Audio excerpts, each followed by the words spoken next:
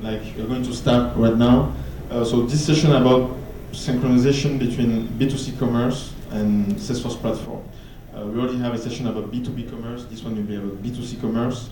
So let me present myself a little bit. So I'm a senior manager here at Salesforce Morocco, basically on the commerce team. And like I've been working on a lot of technologies in the past years. In the recent 3 years, I've been working as a technical architect, lead dev on B2C commerce projects. And I'm maintaining the SF Builder and Premium SEO tools that we use on the B2C commerce ecosystem. So thank you again for being here.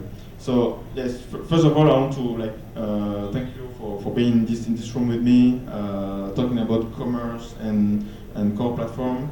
And before we start, let's say you see this slide like everywhere.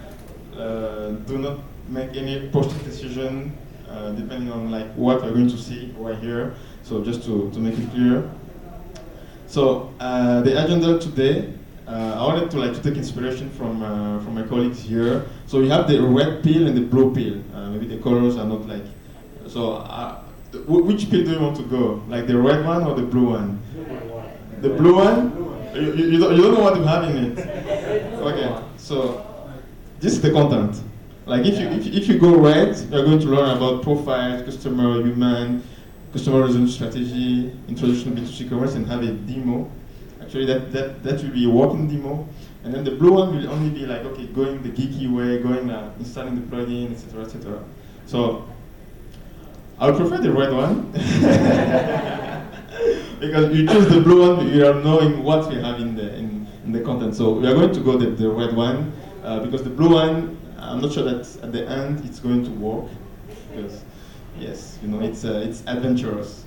So let's go with the red one. So when you talk about commerce, we talk about profiles, we talk about customers, we talk about humans. And what is the difference between like a profile, a customer, and a human? So first of all, it starts with a profile. Like you have a lot of touching points, you have a lot of engagement points, you have a lot of websites, you have a lot of products, and like each of your customers is going to create a profile on those products. So you have like Marketing Cloud, you have CDP, you have commerce, you have a lot of things, and at some point, technically, those are only profiles. So you don't know yet if it's the same customer who's creating like all of those profiles or not. So how are we going to identify a profile or a set of profiles as a customer? So at this point, you will need to have something to link between those profiles. So a profile, when you want to identify a specific customer, it will be, okay, maybe the email address. Okay, you're saying, okay, these guys have the same email address, so this means that we have a same customer here. So it's the same person who's creating different profiles on my different products, but we have the same customer. Okay, now that you have the same, it can be also the contact ID, the last name, etc. You define what you want. Once you have this specific customer, like how do you address this customer as a human? Like okay, technically you have a database, you have the customer in it. How do you address this customer as a human? Because you need to know his preferences, communication styles, etc., etc. So you need to have all of those information, and all of those information will help you address this customer as a human. Because like everyone is different, so you will need this to address the different customers in your database. So now that we know the difference between profiles, customers, and human, like we are going to talk about how we can, let's say, identify the customers like on the different products. So do we need a customer resolution strategy? Obviously the answer is yes. So how are we going to do that? Let's take like a big picture. Let's say you have a storefront, you have a lot of things, and then you have a customer or a profile, someone who is on your site. It can be a bot, it can be a robot, what you want. And this person like visits your customer, your storefront. At this point, you don't know who the person is. Like it's just like a user, maybe in your analytics you are going to say, okay, you have one visit, but you don't know anything about the person. Okay. So next thing, the person is viewing a product. You still doesn't know anything about the person. Okay. And then the person is going to a product which is like out of stock, and then the product, the person will just like subscribe to a back in stock notification. To do this, you will have to like maybe input the email address. Let's say that you are asking for the basics. It will be the email address. Okay, we go with the email address, and once you have that, you are identifying the profile because you have the email address. At this point, you can say, okay, I have the email address, I have the name, and this person wants me to notify him or her when the product will be back in stock. This is what you have right now. But you still need like, a lot of information. And you can also, okay, you have the email address, which is the identifier here. And then you can also, let's say, okay, the customer is browsing the US website, so the customer list will be the US customer list. Okay, you also have this information. That's great. And then once you create the back in stock notification, maybe you synchronize with core platform to say, okay, we are going to create a case in Service Cloud to say, okay, this person wants this product will be back in stock. I want you to send this person an email saying, okay, this product is back, you can go to our storefront again and buy it. So you can have the contact ID, etc. And then let's say that, okay, you have this one, and to send the email, you are going to use Marketing Cloud. Marketing Cloud will send the email to this customer. You are going to put him in a journey, specific journey, saying, okay, this person, I want him or her to be in this journey, and he or her will receive the information about the product coming back in stock. And also, you have this information, you have the journey, you have one journey, and then we go back, and then like, okay, this person is waiting like 4-5 weeks, no notification coming back from your store, etc. And this person go and see a chat box on your website, says, okay, where is the status of my product? Like I asked this information like 5 weeks ago. I said that I still need those like shiny baskets, etc. So once the person is creating the request on your website, you have the email, you have the customer list, and you can also attach this person because you already have the email, etc. in your Service Cloud console. So this person now has one case. Like we already have like, okay, the contact ID, the journeys, etc. And then now we have one case. Now, when you're going to request the information about this customer, you know that this person has one case, one journey, one contact ID, etc., and the customer list on the B2C commerce storefront. Okay, let's go. And then yes, the second journey will be, okay, maybe to sending another email to the person, etc. And then, okay, now the product is back in stock, and finally, the person is going to purchase the product. And you know, on B2C commerce, you are not, let's say, obliged to create an account before like making a purchase. So just going and you can just go and put your email address and just like buy the product because maybe you are in a hurry, etc. And then once you are purchasing the product via the guest checkout, we have your email address. So this email address can help us like go back in core, know that you have a contact ID, etc. Know that you have one case, you have two journeys, you have like one order with the amount of the order, etc. Okay, now that, okay, I finished my purchase, I have time now, I can create my account, I can put name, my preferences, etc., etc., etc. Okay, now I can create an account. Okay, now that you create an account, you can see here that we have another information that is coming back from our storefront is the customer number. So now that, okay, you have the customer number, you can say, okay, now in core, when I'm in core, I know the customer number, so I can like send information to commerce with this customer number saying, okay, maybe send an email, maybe, I don't know, you have a lot of use cases where you can, okay, send information back to commerce with this customer number specifically. Like maybe you want to update something, maybe the user is calling the customer center and like you want to update the information of the user, so you can do that, and then the core platform will then synchronize back the information to commerce.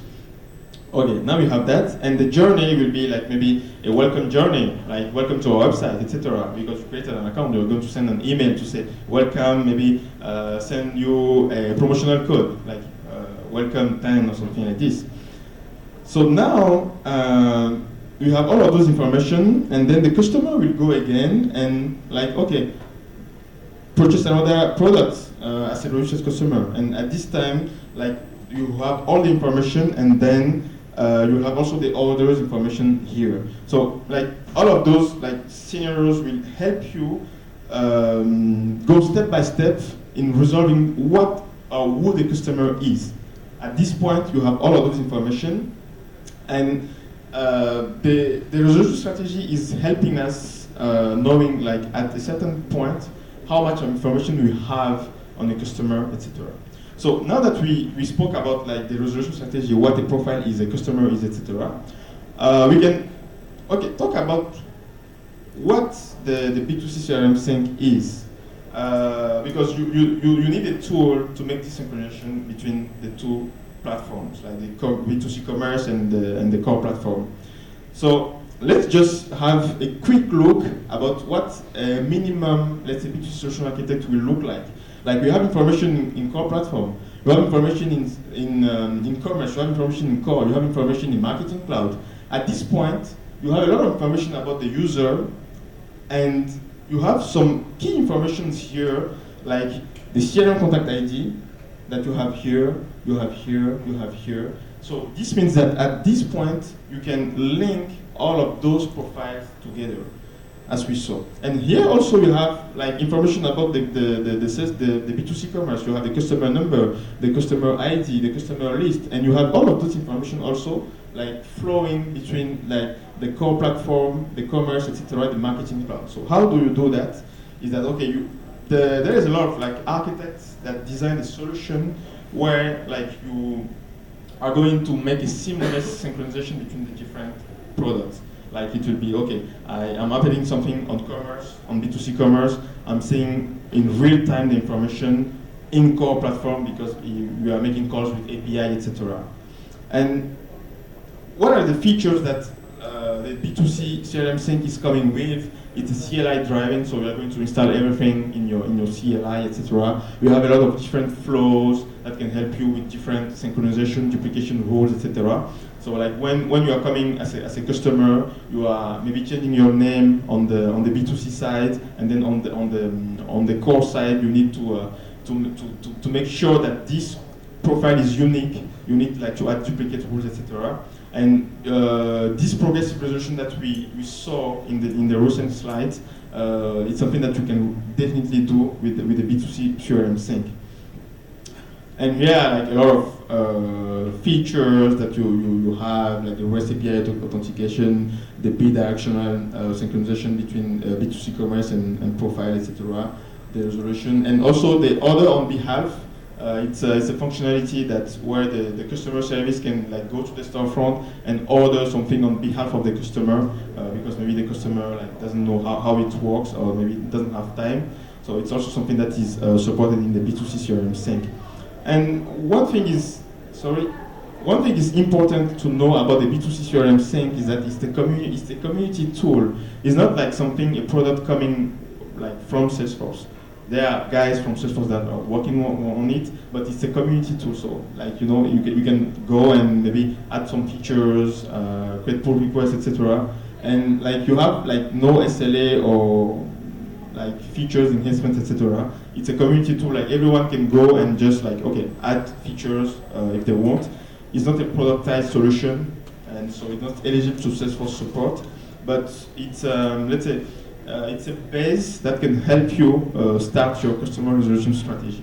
So this is what the B2C CRM sync is, and you need to know that before like going and installing it in production. Before like and then calling Salesforce saying, hey, the CRM sync is not working. What's going on? So it's just to know you are installing it on the sandbox, making sure like everything is working, and then you are using your default deployment strategy on core to deploy it to production. So what we're going to do now is to make a quick demo. Like everything is already installed I'm just going to make a quick demo about how we are going to synchronize information between commerce and core. So let's go. So I don't know if you already know B2C commerce, but this is like a B2C commerce storefront, basically. I'm going to accept those cookies. I see I have this one, which is loading. Yes, it's the looper. I don't know why. Maybe the internet connection is not too good. Just to make sure it's working.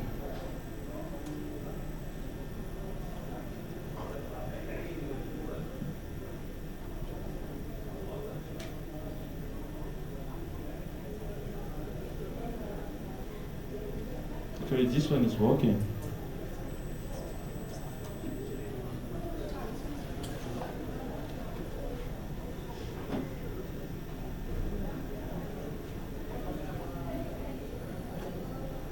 Internet issue.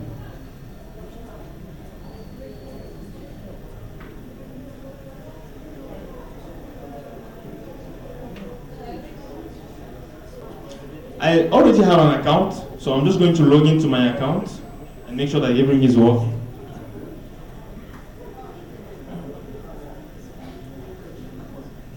Okay, so now I'm saying like information here. So let's suppose that let's go to the core and then see my contacts. And okay, I have these contacts here. You have the name, the first name, etc. And I'm going to edit my account. So let's say okay.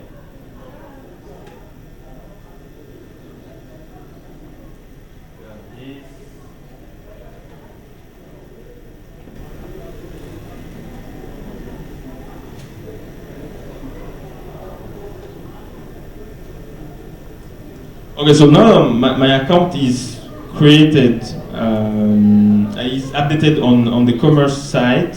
I'm just going to go back here, update, and see that my information is here. It's like, it doesn't take like even 1 second. I even received a notification from my flow saying that okay, everything is okay. And then what I'm going to do is also make the synchronization back. Okay, I'm going here. Let's remove all of those informations. Let's say I have this, save. Okay, let's go back. Notification, reload, bingo. I have my information here. So this is like basic thing. Let's go and maybe we still have time to log out and create a new account.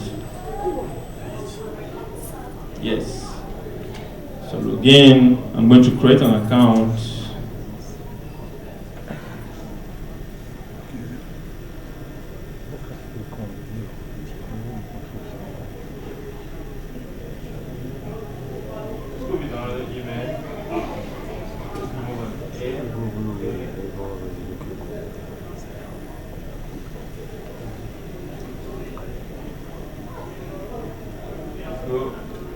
Create an account.